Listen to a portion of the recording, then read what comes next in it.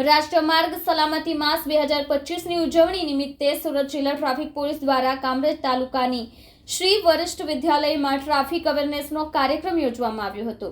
રાષ્ટ્રીય માર્ગ સલામતી માસ 2025ની ઉજવણી નિમિત્તે સુરત જિલ્લા ટ્રાફિક પોલીસ દ્વારા કામરેજ તાલુકાના શ્રી વરિષ્ઠ વિદ્યાલયમાં ટ્રાફિક અવેરનેસનો કાર્યક્રમ યોજવામાં આવ્યો હતો, જેના ભાગરૂપે શાળાના વિદ્યાર્થીઓ તથા દેશનું ભવિષ્ય બનનારા યુવાઓને માર્ગદર્શન આપીને જનજાગૃતિ ફેલાવવામાં આવી હતી, જેમાં અતિથિ તરીકે સંદીપ સર તેમજ આરટીઓ અધિકારી, જિલ્લા ટ્રાફિક પીએસઆઈ, એલસીબી પીઆઈ અને પોલીસ અધિકારીઓ ઉપસ્થિત રહ્યા હતા। આ કાર્યક્રમ ઉજવવાનું મુખ્ય કારણ દર વર્ષે ભારત દેશમાં 1,70,000 જેટલા લોકો માર્ગ અકસ્માતના કારણે પોતાનો જીવ ગુમાવે છે, જેમાં અવેરનેસ લાવવા માટે આ કાર્યક્રમનું આયોજન કરવામાં આવ્યું હતું।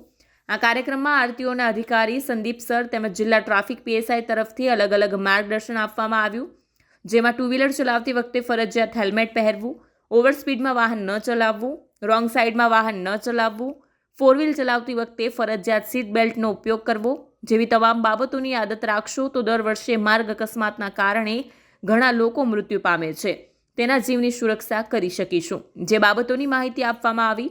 આ કાર્યક્રમમાં વશિષ્ઠ વિદ્યાલયના ડાયરેક્ટર તથા મોટી સંખ્યામાં વડીલો અને શાળાના વિદ્યાર્થીઓ પણ ઉપસ્થિત રહ્યા હતા। સત્તાર શેખનો રિપોર્ટ, આઝાદ ન્યૂઝ। रोड में चलते हैं, वन वे और किसी डायरेक्शन होगा, वहां का साइन बोर्ड दिखता होगा, वो साइन बोर्ड का जरूर फॉलो करना चाहिए।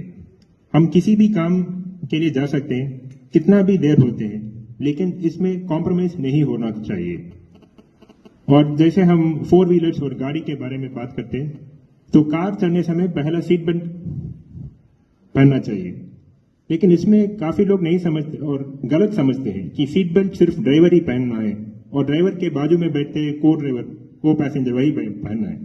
ऐसे नहीं है, गाड़ी में पीछे भी सीट बेल्ट होते हैं, इसको भी हम इस्तेमाल करना है। तो जितने लोग वहां गाड़ी में बैठे उतना सीट बेल्ट, 4 लोग बैठते तो 4 सीट बेल्ट हमेशा पहनना चाहिए और मन में स्पीड लिमिट और स्पीड का इंडिकेटर्स मन में रखना चाहिए।